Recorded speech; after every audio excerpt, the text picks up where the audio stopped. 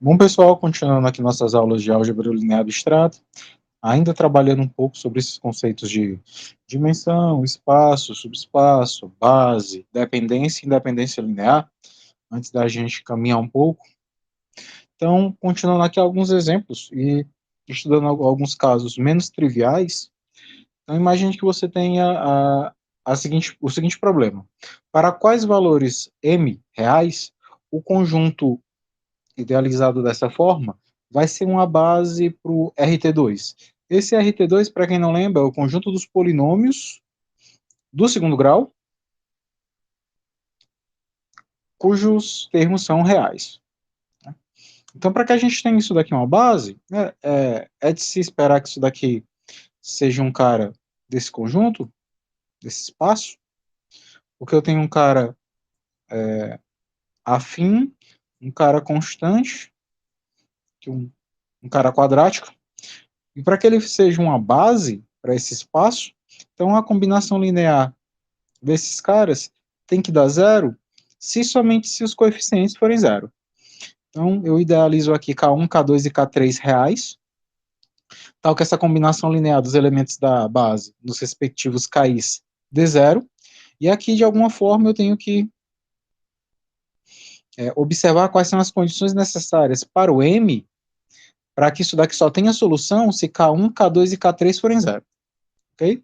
Então, fazendo essa combinação linear, aplicando a distributiva e fazendo a igualdade de polinômio monômio a monômio, eu vou chegar nessa expressão aqui, né? Desse sistema 3x3. Bom, tem uma equação aqui que só tem o K3, né? Esse produto K3 e M. Então, se esse M não for zero, então se fizer sentido eu passar ele para o outro lado dividindo, então se o M é diferente de zero, então K3 será zero. Se o K3 for zero, então essa parcela aqui é zero, aí eu fico com 5mk1 igual a zero, que se novamente o M for zero, passa lá para o outro lado, o K1 vai ser zero, e se K3 e K1 forem zero, nessa equação aqui de cima fica 2mk2 igual a zero, para M diferente de zero, o K2 também é zero. Então, a gente conclui que K1, K2 e K3 são zero, desde que o M seja diferente de zero. Bom, então se o M é diferente de zero, para todo M pertencente aos reais não nulos, né, M diferente de zero, a gente vai ter esses três camaradas aqui formando uma base para o espaço. Ok? Obviamente, se você não quisesse fazer assim, você poderia usar determinante e analisar a solubilidade desse sistema, né? Mas aí é a critério. Bom, então imagine que tu tem aqui um espaço V, dado pelas matrizes de ordem 2, né? Usar IJ 2 por 2, tal que o A1 seja igual ao o A1 seja igual a A22 e o A12 seja igual ao A21. Aí você tem aqui outro espaço, também das matrizes de 2 por 2, tal que o A1 seja igual ao A12 e o A12 seja igual ao A22. Então, solicita-se que você determine quem são os subespaços de interseção e o subespaço soma. Pelo que a gente viu na aula anterior, o subespaço interseção e o subespaço soma, eles são subespaços, né? Então, dentre as operações com subespaços que a gente trabalhou anteriormente, interseção e soma são subespaços. Quem nem sempre é subespaço é a união. A gente viu que a união de dois subespaços não necessariamente precisa ser um subespaço, mas interseção e soma são. Inclusive, esse camarada aqui ainda tem uma peculiaridade, né? Ele é o menor cara que contém como subespaços o U e o W. Bom, então, observando isso daqui, para fazer interseção, eu tenho que ver o que esses camaradas têm em comum. Se esses camaradas têm em comum, eu posso aqui apelar para a transitividade. O A11 é igual a o A12, pelo fato dele estar em W. Só que o A21, por também estar em V, ele é igual ao A12. Então, por transitividade, eu tenho isso daqui. E o A12, por transitividade, ele é igual ao A22. Voltando aqui para o W.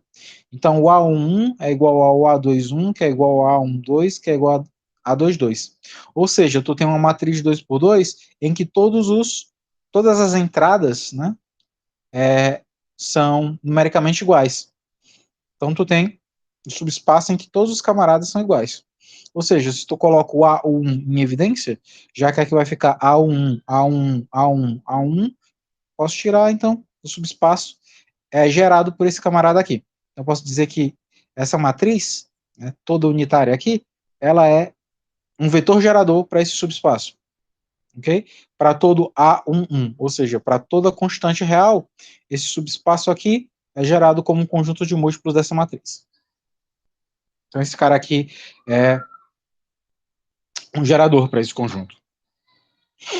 Bom, olhando agora para a soma, bom, na soma eu vou ter o seguinte, eu tenho uma matriz ideal, A, que é A1, A12, A21, A22, pela condição aplicada, o A1 é igual ao A1, o A12 é igual ao A12, o A21 é igual ao A12 e o A22 é igual ao A11. Isso daqui naquele subespaço W, ok? Perdão, naquele subespaço V. Agora, se eu pego o B do subespaço W, né, o AB1 vai ser igual ao A11, o AB, o B12 vai ser igual ao A12, o B21 vai ser igual ao A11 e o B22 vai ser igual ao A12, já que B está em W. Como os camaradas desse espaço V mais W são obtidos pela soma de um camarada genérico de A, né, de V, por um cara genérico de W, somando essas duas matrizes aqui, A1 com A1 dá 2A11, A12 mais A12 dá 2A12, e aí eu vou ter o A12 somado com o A11, o A11 somado com o A12, então esses dois camaradas aqui, essas duas entradas vão ser iguais. E agora, observando isso daqui, o que eu vou ter?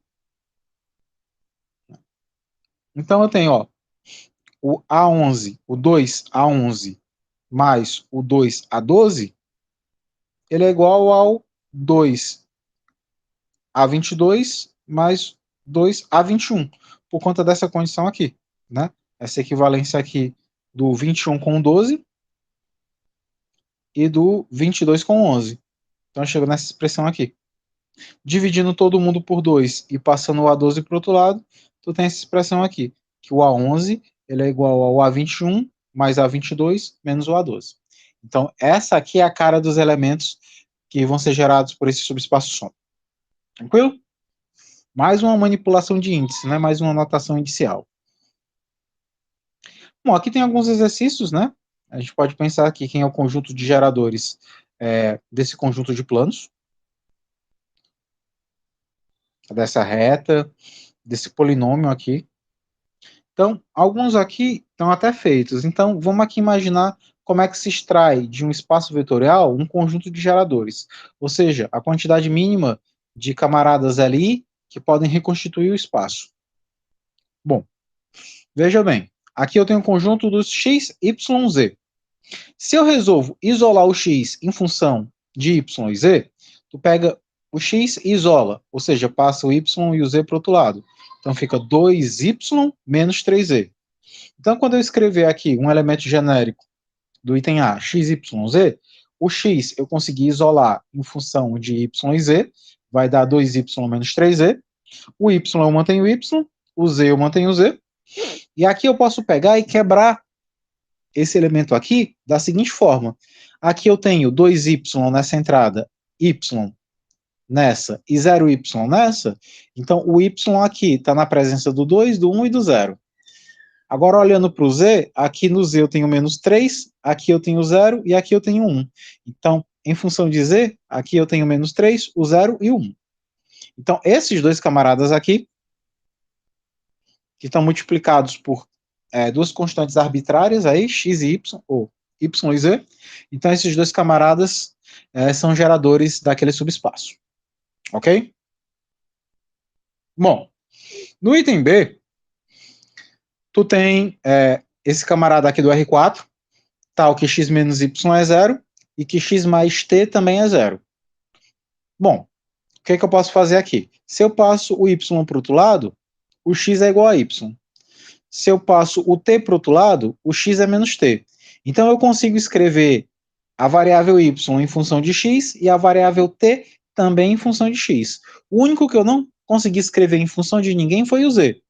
Então aqui, quando eu pego um elemento genérico x, y, z, t, x é y, o y é o próprio y, o z é z, já que eu não consegui escrevê-lo em função de nenhuma outra variável, e o t é menos x, mas como o x é y, então deu menos y. Fazendo novamente aquela quebra em fatores, aqui eu tenho 1y, 0y, menos 1y. Então eu tenho o fator 1, 1, 0, menos 1. E aqui eu tenho z, então eu tenho 0z, 0z, 1z, 0z. Então vai ser o 0, 0, 1, 0. Então esses dois camaradinhos aqui são os dois geradores desse subespaço. No item D, eu tenho aqui o R2, né? Só que não o R2 aqui como R cartesiano R, mas sim o R2 no sentido de ser o conjunto dos polinômios do segundo grau com coeficientes reais, ou seja, um polinômio nesse conjunto se escreve da forma A mais BX mais CX quadrado, de sorte que existe essa relação aqui entre os coeficientes, que A menos a metade de B dá C. Bom, observado isso daqui, quando eu pego A mais BX mais CX2, eu posso escrever isso daqui da seguinte forma: A mais BX, e eu sei quem é o C. O C é A menos B sobre 2. Então, onde tem esse CX quadrado, esse C é A menos B sobre 2. Substituindo e fazendo a distributiva com respeito a x quadrado, eu chego a esse camarada aqui, colocando A em evidência nesse cara e nesse, eu chego a esse termo. Colocando B em evidência nesse termo e nesse, eu chego a isso. E observe que o conjunto de geradores, eles não devem estar em A e B, porque A e B são números reais. O conjunto de geradores devem ser, a princípio, camaradas naquele conjunto de polinômios do segundo grau. Então, nessa hora que você consegue operar, fazer distributiva e depois fatorar e ficar na dúvida de quem é o gerador e quem é o coeficiente, né? Quem são os escalares que provocam a combinação linear de sorte a criar os elementos arbitrários no conjunto, basta que você procure os caras que foram pedidos do conjunto. Então, se eu estou num conjunto de polinômios, eles serão gerados por polinômios e não por constantes, a não ser que todos os teus polinômios sejam também constantes. Salvo isso, a escolha dos camaradas, a identificação de quem vai ser o gerador do conjunto e quem será o escalar que de forma genérica vai provocar as combinações para gerar os termos, são observadas pela natureza do conjunto. Então, se tu tem um conjunto de polinômios, busque como geradores outros polinômios. E se mantém nesse sentido. Bom, por fim, tu tem aqui um espaço de matrizes quadradas de ordem 2, que tem a seguinte característica: a soma dos elementos da primeira coluna dá o elemento D, que está na segunda linha, segunda coluna, e o segundo elemento da primeira linha é sempre nulo, ou seja, A mais C é D e o B é zero. Bom, quando tu escreve um elemento qualquer das matrizes 2x2, um certo ABCD, o A é A, o B é zero, o C é C e o D é A mais C. Escrevendo isso daqui como uma soma de matrizes, isso daqui tu pode... vou escrever isso daqui como sendo uma soma de matrizes, porque esse elemento aqui é um elemento de soma, então faz sentido eu quebrar isso daqui. Então isso daqui vai ser o meu A0CA, é uma matriz, e a outra matriz seria 0, 0, CC. Então aqui, A0, 0, A, que é na presença do A aqui na diagonal principal, e a outra seria 0011, que tem na presença do C. Então, este camarada e este são geradores daquele espaço, ok? Aqui é a matriz de identidade e aqui é a matriz 10, aliás, 0011, ok? Bom, como é que eu provo, então, que dois vetores eles são LD sobre um conjunto e são LI sobre outro? Essa história de dependência e independência linear, nos primeiros cursos de álgebra linear, e até mesmo ali em geometria analítica, pelo menos a geometria analítica vetorial, aquela de início de curso, a gente lembra que todos os escalares que a gente toma sobre os reais.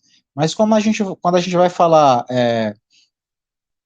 de espaços vetoriais em dimensões, não em dimensão, mas em perspectivas mais amplas, você não pede que seja necessariamente o corpo dos números reais que vai doar os coeficientes. Você só pede que o cara seja um corpo. E aí, atualmente, a gente usa o corpo dos reais, porque, enfim, é o corpo mais comum. Mas aí você pode repensar todas essas ideias na perspectiva do conjunto dos números complexos. Inclusive, tem um livro lá da SBM chamado Geometria Analítica Complexa, em que você agora faz as coisas sobre o corpo do conjunto dos números complexos, né? Sobre o corpo dos complexos. E nisso muita coisa muda. Então, imagine que tu tenha dois vetores. Um vetor U, de coordenadas 1 mais I, 2I, outro vetor V, de coordenadas 1 mais 1I. Obviamente, eles estão aqui no C2, né? Eles estão aqui nos quatérnios, que é o conjunto, né? Isomorfo ao R4, já que o conjunto dos números complexos é isomorfo ao R2, então o quaternos, que é o C cartesiano C, ele é isomorfo ao R4. E esse cara é um conjunto de vetores, né, em que cada entrada é um número complexo.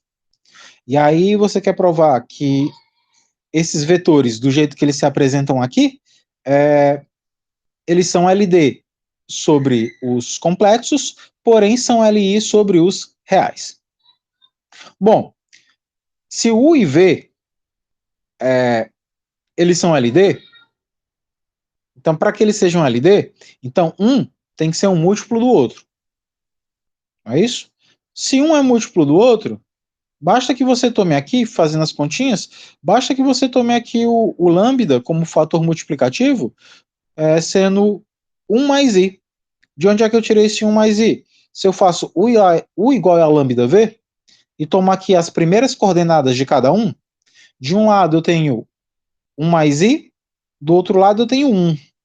Quando eu substituo, fica u, seria 1 mais i, igual a lambda vezes 1. Ou seja, lambda é igual a 1 mais i. Então, ele é o fator multiplicativo que você precisa para que o u seja um múltiplo de v. Ou então v seja um múltiplo de u, desde que você tome aí o 1 sobre 1 mais i como fator multiplicativo. Então, pronto, eles vão ser LD. E agora, por que eles vão ser LI? Porque quando você resolve essa mesma equação aqui, buscando a dependência linear entre eles, você vai novamente descobrir que o lambda é igual a 1 mais i. Só que 1 mais i não é real. Ou seja, não existe nenhum número real que permita que o u seja um certo lambda v. Se não existe nenhum número real que satisfaça isso, então eles serão Li sobre R, devido a essa impossibilidade sobre R, mas eles serão LD sobre C, já que em C faz sentido eu multiplicar por 1 mais I, dividir por 1 mais I, já que esse camarada é não nulo. Então essa ideia de você mudar o corpo no qual você está lá trabalhando os elementos do seu espaço vetorial, ele pode mudar sim as ideias de dependência e independência linear. Inclusive, não é raro. Né? Enquanto mais genérico é o seu estudo, mais coisas você tem que desconstruir e repensar, mantida o sentido, mas observando se o ferramental ainda é suficiente, ainda é coerente. Isso aqui é bem bacana. Tem um exercício que não está aqui, mas pensem no seguinte: a gente viu que quando os vetores tem entradas como números reais, o módulo dele é sempre maior ou igual a zero, sendo que o módulo é zero somente se eu estou falando do vetor nulo. Agora, se eu pego um cara aqui no quaternios, no C2, mantenho a mesma norma, né? A mesma forma de calcular a norma de um vetor, que é a raiz quadrada da soma dos quadrados das coordenadas. Será que isso se mantém? Será que o módulo de um vetor é sempre maior ou igual a zero? E é zero se somente se ele é o nulo? Quer dizer que somente o vetor nulo nessa métrica, será que só ele tem módulo zero? Aí eu convido vocês a pegarem o vetor de coordenadas 1 e i. 1 na coordenada x e o número complexo i na coordenada y. Faça um módulo desse vetor e veja aí quanto é que dá o módulo desse vetor. Isso já é outro indício que, às vezes, além de mudar o corpo, você tem que repensar como é que você calcula produto interno, e aí, por consequência, distância, norma, etc.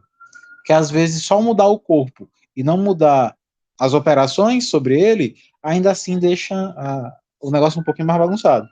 Né? Por isso que os próximos encontros da gente, a gente vai ter que repensar algumas coisas sobre isso. Né? Já que a gente não está mais com os espaços habituais do RN e as operações já bem herdadas dos reais lá, se a gente vai agora para espaços de dimensão infinita, espaços com números complexos, com matrizes, com funções, com polinômios. Então, a gente tem que começar a repensar a forma de calcular distância, módulo, ângulo e tudo mais, ok? São indícios necessários para os nossos próximos capítulos. Próximo problema aqui, mostrar que essas matrizes, elas são ali, ou seja, elas são linearmente independentes. Lembrando para que a condição necessária e suficiente para que um conjunto de elementos seja LI é que a combinação linear deles só dá o vetor nulo, o elemento nulo do conjunto, somente se os escalares também forem nulos. Então, se eu quero provar que essas matrizes aqui são LI, eu vou fazer uma combinação linear entre elas, ou seja, um A tal, B tal, C tal, igualar isso com o elemento neutro, né? Da soma, que no nosso caso aqui, que eu tenho matriz de 2 por 2, é a matriz 2 por 2 nula. E aqui fazendo as continhas, né, distributiva, soma isso daqui, iguala a entrada, você chega nessa expressão. Bom, se C é zero, e A mais C é zero, significa que o A é zero. Se A e C são zero, e A mais B mais C é zero, então B é zero. Então esses três caras aqui são nulos.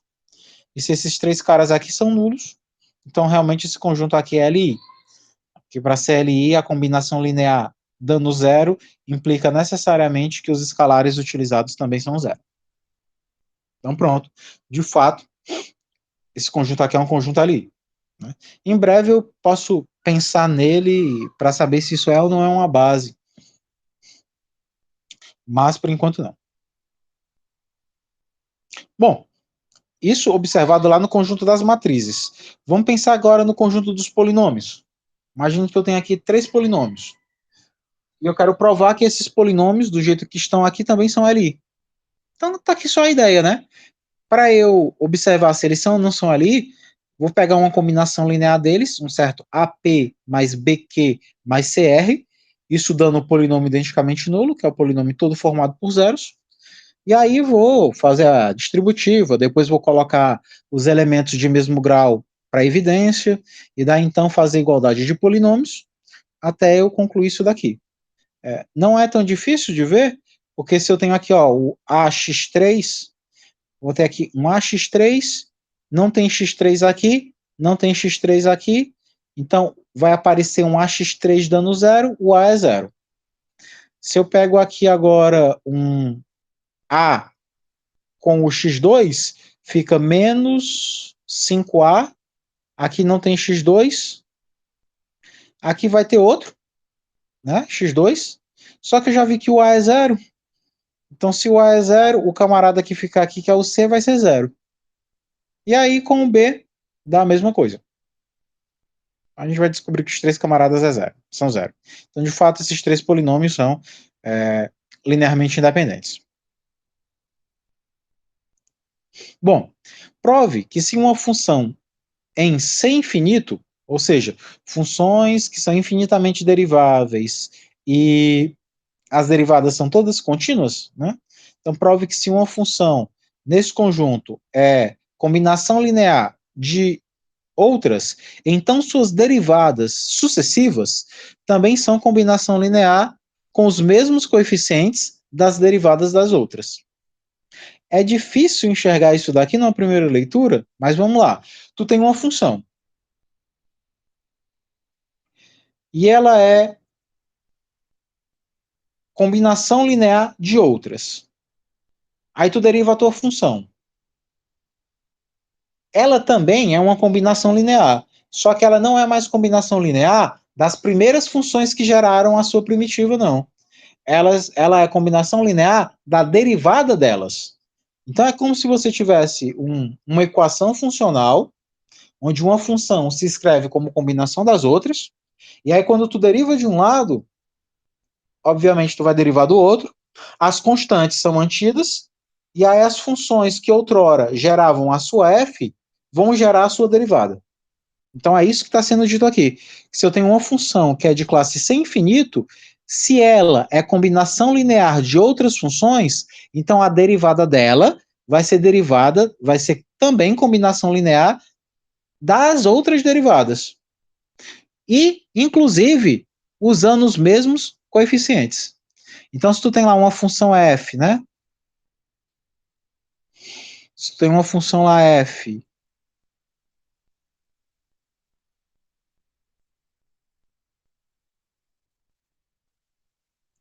que ela se escreve, sei lá, como sendo 2g mais uma certa 3h, como combinação de funções, então a derivada de f vai ser duas vezes a derivada de g mais três vezes a derivada de h. Do jeito que f era uma combinação de g e h, f' vai ser uma combinação de g' e h', inclusive com os mesmos coeficientes que g e h tinham quando formavam f. Então é isso daqui que está sendo dito. Bom, então se f é uma combinação linear de outras funções, então imagine que f seja uma C infinito, ou seja, tem infinitas derivadas e todas contínuas, e de modo que ela seja gerada por uma família F1, F2, F3, Fn. Na verdade, Fn não é o final, né? Vai até, que é ser infinito, pode ser que eu tome uma família maior. Então, quando eu derivo isso daqui, de um lado a derivada de f é f', do outro lado, como essas funções também são sem infinito, então também são diferenciáveis, né, em todos os pontos, tal qual f é, e como a derivada da soma é a soma das derivadas, então eu obtenho novamente uma combinação linear, só que agora não de f1 até fn, e sim de f'1 até f'n, com os mesmos coeficientes, né? A1, A2 até o AN. E se eu faço isso inteiradas vezes, eu chego a esse resultado, que a enésima derivada de f também é uma combinação linear das enésimas derivadas das funções que compunham f no início, mas todas ainda com o mesmo coeficiente, com a mesma família A1, A2 até a n. Ok? Claro, isso daqui você prova facilmente por indução. Então, é uma característica interessante das funções, que se uma função sem infinito, ela se escreve como combinação linear de outras funções, então todas as derivadas de f também se escrevem como combinações lineares de derivadas dessas outras funções que formam a classe dela, só que todas ainda com o mesmo coeficiente. Bom, vamos provar que essas camaradas, exponencial de x, exponencial de 2x, x ao cubo, x ao quadrado e x, são ali, ou seja, são linearmente independentes. Bom, se eu imagino que elas sejam, então a combinação linear delas, para dar zero, eu tenho que provar que todos os coeficientes também são zero. Então, se eu pego aqui uma combinação linear desses 5 fatores, né, C1 exponencial, C2 exponencial de 2x, C3 x cubo, C4 x quadrado, C5x, isso é zero. Como essas funções aqui, elas são funções sem infinito, a exponencial é infinitamente derivável, e esses que são polinômios também são infinitamente deriváveis, porque em algum momento a derivada deles é zero e zero é infinitamente derivável. Né? Então, pegando inicialmente aqui, derivando, a derivada da exponencial é ela mesma, a derivada da exponencial de 2x é 2 exponencial de 2x, a derivada de x ao cubo é 3x quadrado, a derivada de x ao quadrado é 2x, a derivada de x é 1, e aí eu vou continuamente derivando, né? Derivo novamente. Vou derivando. Quando eu chego daqui para cá, isso daqui a derivada é zero. Na próxima derivada, isso daqui dá zero. Aqui eu fico só com exponenciais. Ficando só com exponenciais, eu posso ficar, né? Deriva, deriva, deriva, deriva, deriva e nunca tem fim. Então, quando eu chego aqui e derivo, então C1 exponencial de x derivado da C1 exponencial de x, 16C2 exponencial de 2x, quando eu derivo, dá, esse 2 vem para cá de novo, então dá 32, 32C2 exponencial de 2x, e aqui eu faço o seguinte, pego essa expressão e não derivo novamente, mas percebo que eu posso repetir C1 exponencial de x, o 32 eu posso quebrar em duas parcelas de 16, e se eu olho para esse começo aqui, depois dessa quebra do 32 em duas parcelas de 16, C1 exponencial mais 16 C2 exponencial, pela equação anterior é zero. Então acaba sendo apenas 16 C2 exponencial. Como o 16 não é zero e a exponencial nunca se anula, então o C2 tem que ser zero. Então esse coeficiente C2 tem que ser zero. E aí se você vai voltando, C2 aqui é zero, então você vai acabar tirando que C3 é zero. E assim por diante, voltando aqui para cima, você vai mostrar que cada um desses C1, C2, C3, C4, C5 acabam sendo zero também. Ok? Então isso daqui é um truque interessante para quando você está estudando funções com a classe de diferenciabilidade bem alta. Você pode ir derivando, derivando, derivando, até que você chegue em um momento que você só tenha funções que não vão se anular, né, em algum ponto, ou então uma classe de funções que não se anulam sucessivamente no mesmo ponto, e aí pode analisar como é que é o comportamento da constante. Porque se as funções não vão se anular mutuamente, a única forma de as anular é se os seus coeficientes se anularem. Aí é uma boa ideia resolver sistemas assim, né, por interadas derivadas. Aqui outro exercício, né, tal qual, até mais fácil, porque esse primeiro cara na primeira derivada tu já mata. Então esse conjunto aqui também é LI. Então é algo de se pensar natural que as funções que têm classe de diferenciabilidade sem infinito, elas possam ser geradas por exponenciais, que é uma das primeiras classes de funções que você sabe que é sem infinito, né?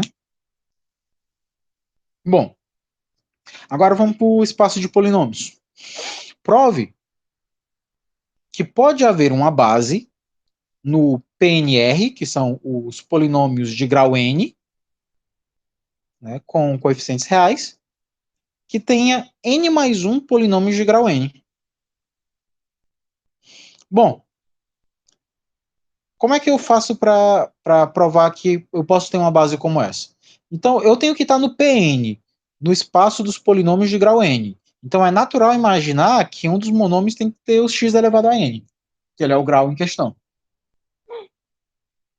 E aí, como é que eu faço, então, para mostrar que eu posso ter uma base com n mais um polinômios? De certa forma, dizer isso daqui é dizer que a dimensão desse espaço é n mais um.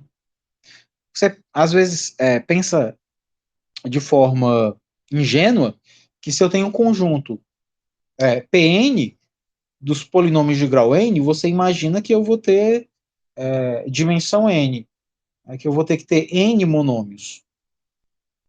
Mas basta que você olhe para os polinômios do segundo grau, eles têm 3 termos. Os polinômios de terceiro grau têm 4 termos. Então, se você for replicando essa ideia, um conjunto de polinômios de grau n tem que ter n mais 1 termos.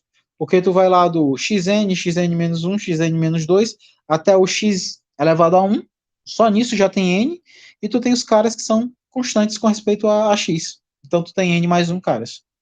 Bom, para explicitar essa base, já que você tem que provar que pode haver uma base, você pode pegar e apresentar essa base aqui. Essa base ela tem x elevado a n, e tem todos os fatores que são as diferenças de x elevado a n com alguém de expoente distinto de x elevado a n. Eu não posso ter o x elevado a n menos x elevado a n, senão isso é zero, e aí eu já tiro. Mas eu posso ter o xn menos xn menos 1, o xn menos xn menos 2, e assim, em escala decrescente, até que eu tenha xn menos x, que é o x elevado a 1, e esse camarada aqui é o x elevado a zero, que se o x for diferente de zero, o x elevado a zero é 1. Tenho até o último cara, que é o cara xn menos 1. Então, eu estou indo aqui do xn até o x elevado a zero, portanto, eu tenho n mais 1 caras. E esses n mais 1 caras, de fato, formam uma base. Se você fizer alguma combinação linear aqui, você vai ver que a única combinação linear aqui possível é se todos os coeficientes forem zero. Então, de fato, isso daqui é uma base. E é uma base com n mais 1 elementos. Ok? Bom, um exemplo bem trivial aqui é você pensar em determinar uma base para o espaço de matrizes do tipo 2 por 2. Fácil, né? Tu tem uma matriz A, B, C, D. Então, basta que tu pegue A, escreva A, B, C, D da forma A, que multiplica a matriz 1, 0, 0, 0, mais B, que multiplica a matriz 1, 0, perdão, 0, 1, 0, 0, mais C, que multiplica 0, 0, 1, 0. Eu estou sempre falando em linhas, ok? Mais D, que multiplica 0, 0, 0, 1. Pronto. Esses camaradas já são geradores desse espaço de matrizes. E aí, para você provar que eles são a base, entenda, o conjunto de geradores são os elementos daquele conjunto capazes de gerar os outros. Só que nem todo conjunto de geradores é uma base. Um conjunto de geradores é base se somente se eles são linearmente independentes. Então, pega esses caras, escreve uma combinação linear, iguala isso a zero, né, o vetor nulo desse seu conjunto, que no caso vai ser a matriz 0, 0, 0, 0, e aí prova que todos os coeficientes, né, alfa, beta, gama, teta, escritos da combinação linear devem ser todos nulos. Ok? Aí dá certo. Bom, outro problema aqui interessante seria o seguinte: provar que se tu tem aqui um alfa de V1 até Vn como sendo uma base de um espaço V, então existe um elemento V. Então, na verdade, para todo Vzinho nesse espaço V, existem únicos elementos reais A1 até AN, tais que o V se escreve como combinação linear deles. Então, se tu tem uma base em um conjunto e tu pega um elemento daquele conjunto, a combinação linear dos elementos da base capazes de formar o V são escritos de forma única. Então, se eu escolho um V para fazer combinação linear e gerar V, o V1 só pode ter como coeficiente A1, o V2 como coeficiente o A2, até que o Vn tenha como coeficiente o An. Então, esses caras, esses escalares, né, essas constantes, quando escolhidas, elas não podem ser arbitrárias. Para cada elemento da base, existe um coeficiente específico lá nos reais que promove essa igualdade. Bom, então suponha, normalmente quando você quer provar a unicidade de alguma coisa, você supõe que exista outra. Né? Aí você ou vai pelo absurdo ou tenta fazer a reflexividade. Então imagine que tu tenha um conjunto B1 até Bn que faz a mesma coisa que os As fazem. Então imagine que os Bs também são capazes de gerar o V pela base V1 até Vn. Então, se o A ele escreve V da forma V igual a A1V1 até o ANVN, suponha então que o B também faça, que o V possa ser escrito B1V1 até o BNVN.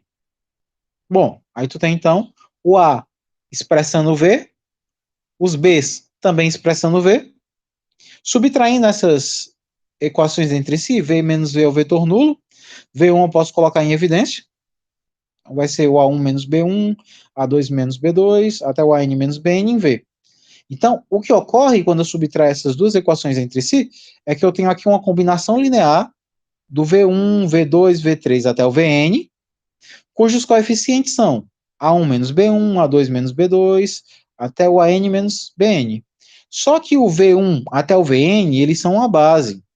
E pelo fato deles serem uma base, então a única combinação linear que dá o vetor nulo é aquela combinação linear em que todos os coeficientes são zero. Então, se eu tenho aqui uma combinação linear de V1 até Vn dando vetor nulo, então esses camaradas que estão aqui, todos devem ser zero. Então, esse coeficiente A1 menos B1 tem que ser zero. A2 menos B2 tem que ser zero. AN menos BN tem que ser zero. Bom, se A1 menos B1 é zero, então o A1 é B1. O A2 é B2, o AN é BN. Então, supor que existe um B1, BN, na verdade é clonar aqui o A. Então, para todo conjunto de escalares que tu acha que fazem a mesma coisa que os A's fazem, você consegue provar que, na verdade, eles são os próprios A's. Então, esses caras são únicos. Quaisquer outro conjunto de caras que tentem fazer a mesma coisa, na verdade, são os mesmos disfarçados. Ok? Então, quando você pega a base em um espaço e pega um vetor daquele espaço e escreve como combinação linear daquela base, os coeficientes escolhidos para formarem aquela combinação linear são únicos. Vamos lá. Imagine que tu tem o V como o espaço das matrizes simétricas quadradas de ordem 2, né? Matrizes simétricas 2 por 2. Lembrando que matrizes simétricas são aquelas matrizes que coincidem com as suas transpostas, né? Que A é igual a A transposto. Então, mostre que a dimensão desse espaço é 3 e exiba uma base para esse espaço. Eu não estou pedindo o 2 por 2, né? As matrizes 2 por 2. Eu estou pedindo as matrizes 2 por 2 que são simétricas. Então, não estou pedindo o espaço de matrizes quadradas de ordem 2, e sim o subespaço formado por matrizes simétricas. Então, provando isso daqui, eu tenho o seguinte. Se o A é uma matriz 2 por 2, então ela pode ser escrita da forma ABCD, onde esses caras são números reais. Olhando para a transposta dessa matriz, ela vai ser ACBD. E como as minhas matrizes são simétricas, então a minha matriz é igual à minha transposta. Então, fazendo a igualdade entre a minha matriz e a transposta, A é igual a A, ok? O B é o C é o B, portanto, B é igual a C de qualquer forma, e o D é o D. Então, aqui tu tiraste essa relação aqui entre as entradas da matriz, que o B é igual ao C. Então, se tu pega um elemento genérico ABCD, reescrevendo, então o ABCD vai ser o AB, o C, só que o C é na verdade B, então vai ser ABBD. Como eu tenho aqui ABD, eu posso quebrar em 3, né, fazendo o A vezes essa matriz, onde daria só a entrada A, o B vezes essa matriz, onde aqui não aparece B, aqui não aparece B, mas aparece aqui nos elementos da diagonal secundária, e eu tenho o D também, aqui como outra matriz, onde ele só aparece aqui nesse último elemento. Então, esses camaradas aqui, 1, 0, 0, 0, 0, 1, 1, 0 e o 0, 0, 0, 1, eles são geradores desse espaço. Mas eu tenho que ver se eles formam uma base, né? Porque eles são geradores, ok. Mas quem me dá a dimensão do espaço não é o gerador. Quem me dá a direção, a dimensão do espaço é a base. Então, se realmente esses três caras formarem uma base, Então a dimensão do espaço está vencida, né? No caso, esse espaço vai ter dimensão 3.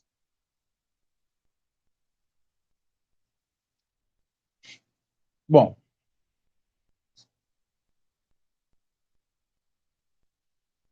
então, eu pego essa própria combinação linear aqui, igualo ela a zero, matriz identicamente nula do 2 por 2, e fazendo essa continha, é fácil ver que o A vai ser igual ao B, que vai ser igual ao C, que vai ser igual a zero. Esses caras aqui vão ser zero.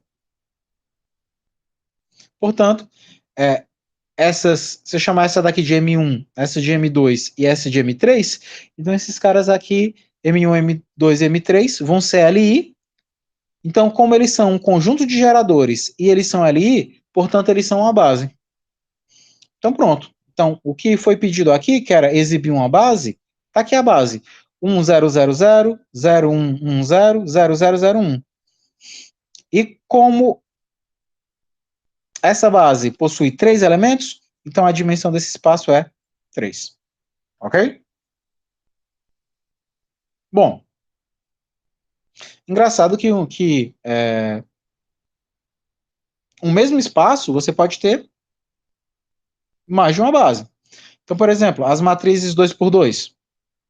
Você pode imaginar uma base para ela sendo 1000, 0100, 0010, 0001.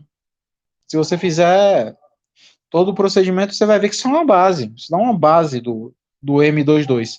E esse problema aqui pede para que você mostre que essa outra possibilidade aqui também é uma base. Você pode ter um espaço com mais de uma base. E não tem problema nenhum. Até é bom você ter outras possibilidades. Do jeito que um mesmo conjunto, né, que um mesmo espaço topológico pode apresentar diferentes topologias, e essas topologias serem diferentes bases, um espaço vetorial pode ter, né, diferentes bases também. Outro exercício bem bacana é você provar que se você pega uma matriz A 3 por 3, um conjunto formado pela identidade de ordem 3, claro, o A ao quadrado até o A9, ele é LD. Ou seja, pelo menos uma dessas matrizes aqui se escreve como combinação linear das demais. Isso é um conjunto LD, né? Um conjunto linear, um conjunto LD que dado um cara, ele se escreve como combinação linear dos outros. Então, por exemplo, o A3 pode se escrever como combinação linear dos outros, com nem todos os coeficientes nulos.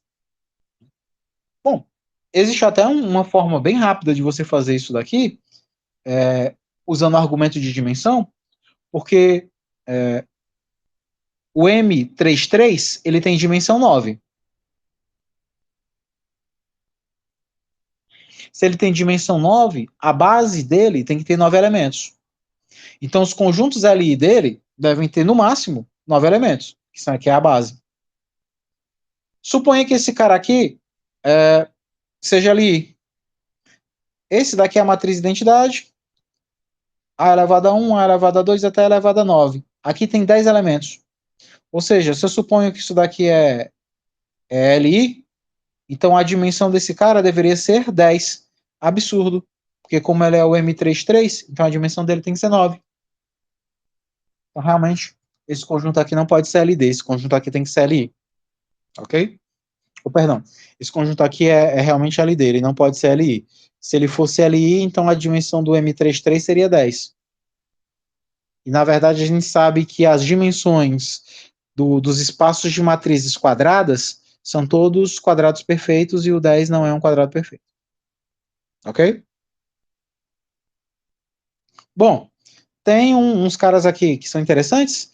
Por exemplo, provar que a dimensão da união entre dois subespaços é a dimensão de um mais a dimensão de outro menos a dimensão da interseção, viu? Não saiu aqui não, ficou dobrado, mas é equivalente àquela ideia lá dos conjuntos, né? Que o número de elementos da união é o número de elementos de um mais o número de elementos do outro menos o número de elementos da interseção. Aqui tem um equivalente no que diz respeito à dimensão dos subespaços, né? Mas aí o princípio é o mesmo, né? Toma uma base daqui e observa como é que seria o comportamento desse lado de cá. Ó, aqui é algo legal. Considera que tu está aqui no conjunto das funções de classe C1, ou seja, as funções deriváveis, cuja primeira derivada é contínua. E aí tu pega as duas funções trigonométricas que a princípio rotulam os eixos cartesianos, né? A f como sendo cosseno e a g como sendo seno. A gente pensa lá no ciclo trigonométrico, a gente pensa assim, né? Esse cara aqui vai nos cossenos, esse camarada aqui vai nos senos. Imagine isso daqui. Então mostra que o f e o g, do jeito que se apresentam, a f sendo o cosseno e o g sendo o seno, eles são ali. Bom,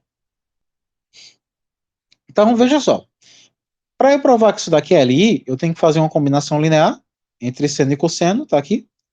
E essa combinação linear tem que dar a função identicamente nula. Então tem aqui a equação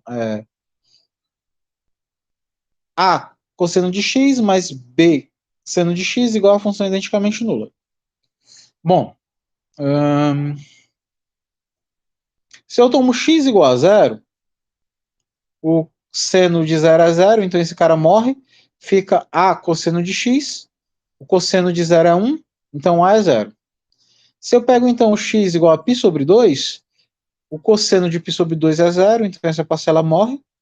O seno de π sobre 2 é 1, então fica B, então B é igual a 0. Então a única solução simultânea para essa equação aqui é se o A e o B forem 0. Porque se eu mato essa parcela aqui, essa daqui não morre. Se eu mato essa daqui não morre. Então, o seno e o cosseno não se anulam simultaneamente no mesmo ponto. Se você procurar aqui as equações do tipo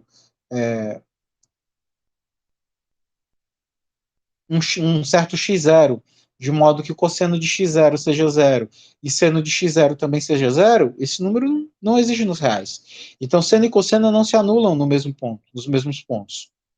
Então, para que uma combinação linear de senos e cossenos se anule, é necessário que os coeficientes as anulem, porque elas não se anulam no mesmo ponto. Então, a única solução simultânea para A cosseno de x mais B seno de x igual a zero é se o A e o B forem zero. Ou seja, se os coeficientes da combinação linear forem zero, e, portanto, se a única forma de gerar o vetor identicamente nulo é a nulidade dos coeficientes, então, de fato, esses dois caras são linearmente independentes para esse espaço. Ok? Então, seno e cosseno, a gente vai ver depois que seno e cosseno também são perpendiculares, né, com respeito ao produto interno induzido pela integral, mas esses caras também são linearmente independentes.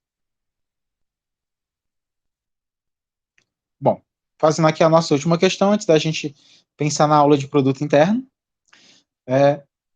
prove que se tu tem três funções f, g e h que são linearmente independentes nesse conjunto, nas funções contínuas, nas funções deriváveis contínuas, né, que a primeira derivada é contínua, e você pega o f como sendo cosseno ao quadrado, o g como sendo seno ao quadrado e o h sendo 1, então mostre que essas três funções elas são linearmente independentes. Bom, se eu tenho seno ao quadrado, cosseno ao quadrado e 1, é natural pensar na relação fundamental da trigonometria. Seno ao quadrado mais cosseno ao quadrado é igual a 1. Então, se eu imagino aqui uma combinação linear entre seno, cosseno e 1 que dê zero, basta que for o seguinte, ó, eu pego esse 1 e passo ele para cá. Pronto, morreu. Passa esse camarada para cá. Seno ao quadrado mais cosseno ao quadrado menos 1 igual a zero. Isso é uma combinação linear? É. Uma vezes seno ao quadrado mais uma vezes cosseno ao quadrado, como aqui é menos 1, e eu quero que o fator que apareça seja 1, então é menos 1 vezes 1. A seno ao quadrado é a g de x, a cosseno ao quadrado é a f de x, o 1 é o h de x, então tu tem aqui uma combinação linear entre elas dando zero. Entretanto, os coeficientes não são nulos. Então, se eu tenho uma combinação linear dando zero, na qual os coeficientes não são zero, então eu tenho um conjunto LD. Ok? Então, realmente, seno quadrado, cosseno ao quadrado e 1 são linearmente dependentes. É possível uma combinação linear entre eles dando zero, para os quais os coeficientes não são zero. E aqui um último probleminha, aí fica como exercício de fato, é provar que esses camaradas aqui, x mais 1 menos x mais 1 e menos x quadrado mais 1, eles são uma base, ou seja, eles são LI. Ok? É fácil de ver e até bem intuitivo, porque quando eu fatoro esse cara aqui, 1 menos x ao quadrado, dá justamente 1 mais x ao quadrado que multiplica 1 menos x quadrado. Então, quando tu tentar escrever uma combinação linear entre eles dando zero, tu pode fatorar esse cara, tentar colocar alguma coisa em evidência, e aí provar que as constantes têm que ser realmente todas nulas. Ok? Bom, então a gente fica por aqui. Essa foi a nossa aula sobre dependência, independência linear, independência linear, base, geradores e dimensão, com espaços diferenciados, claro. Vou deixar um RN um pouco de lado. E aí, vamos fazer mais uns exercícios a respeito. Então, depois começar a trabalhar com produto interno. Então, a gente fica por aqui e até a nossa próxima aula.